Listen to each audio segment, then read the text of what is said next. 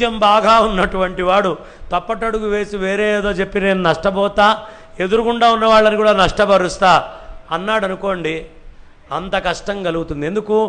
ఇక్కడ కూర్చొని ప్రవచనం చెప్పడం అంటే నా ఒక్కడి విషయం కాదు, నా ముందు కూర్చున్నటువంటి ఇంతమంది మనస్సులకు ఎక్కడా విషమందకుండా మాట్లాడగలగడం. కాబట్టి చాలా కఠినమైనటువంటి ఇది. ఏమండి, చాలామంది అడుగుతారు, మీకేంటి 7 సార్లు 7 చోట్ల భాగవత సప్తాహం చేశారు కదా, ఒక ఆయన 40 చోట్ల మీరు చేశారు కదండి, ఇంకొక మహానుభావుడి దగ్గరికి వెళ్ళి 100 చోట్ల చేశారు కదా భాగవతం, మీకేం ఇబ్బంది చెప్పండి అంటే రాదు. ఎప్పటిదప్పుడు పరీక్షే. ఓ తల్లి దగ్గరికి వెళ్ళి, అంటే ఇప్పుడు ఉన్న వాళ్ళల్లో హిందువులను అడగకూడదు, తురుష్కుల్లో ఎవరి దగ్గరికైనా వెళ్ళి, అమ్మ 10 మంది పిల్లల్ని కన్నావు కదా, ఏం మాయరోగమా, 11వ తేలిగ్గా అయిపోతుందిలే అంటే ఎలా ఉంటుంది? ఏ కానుపు ఆ కానుపే, ఏ ప్రవచనం ఆ ప్రవచనం, ఎక్కడ మాట అక్కడే.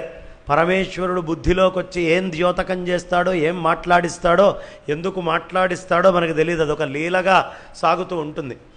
కాబట్టి అలాంటి కఠినమైనటువంటిది అందులో చెప్తున్నటువంటిది భాగవతం. ఈ భాగవతం ఏమిటయ్యా అంటే వ్యాసుల వారు చెప్పినటువంటిది. సాక్షాత్తు పరమేశ్వరుడు బ్రహ్మగారికి, నారదుల వారికి, వ్యాసుల వారి దగ్గరికి, శుకుల వారి దగ్గరికి వచ్చినటువంటి మహత్తరమైనటువంటి గ్రంథం. శ్రీశుకుల వారి ప్రత్యేకత ఏమిటి అంటే ఆయన్ని శుకము అని పిలుస్తాం. శుకం అంటే ఏమిటో తెలుసా అండి? శుకము అంటే చిలక. శుకము అంటే చిలక. చిలక ప్రత్యేకత ఏమిటి? మనం రామ అన్నామనుకోండి, అదేమంటుంది? రామ అని అంటుంది. మీరు రామ అంటే విరామ, సురామ, రాజాధిరాజ, రాజమార్తాండ, వేరే మాటలు ఏం చెప్పదు. ఏది ఎంత చెప్పబడిందో అంతే అక్షర స్ఖాళిత్యం లేకుండా చెప్పబడుతుంది. కాబట్టి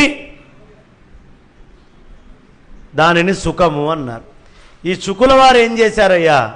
ఎక్కడా అక్షర స్ఖాళిత్యం లేదు. 5,75,000 అక్షరాలు అక్షరం అక్షరం యథాతథం తిరిగి పరీక్షిత్తు వారికి చెప్పారు ఆయన గట్టిగా. 12 స్కంధాల్లో ఏ అక్షరము అటు ఇటు మార్చలేదు ఆయన. అందుకనే సుఖముఖాద్ అమృతద్రవ సంయుతం, సుఖముఖం నుంచి వస్తోందయ్యా, ఒక్క బొట్టు కూడా అమృతంలో కల్తీ లేదు, అటు ఇటు లేదు. ఎలా విన్నదో ఆ సుఖము అలా అందిస్తోంది మీకు అని చెప్తారు. కాబట్టి అలాంటి సుఖముఖము నుంచి వచ్చేటటువంటి అమృత ద్రవ్యాన్ని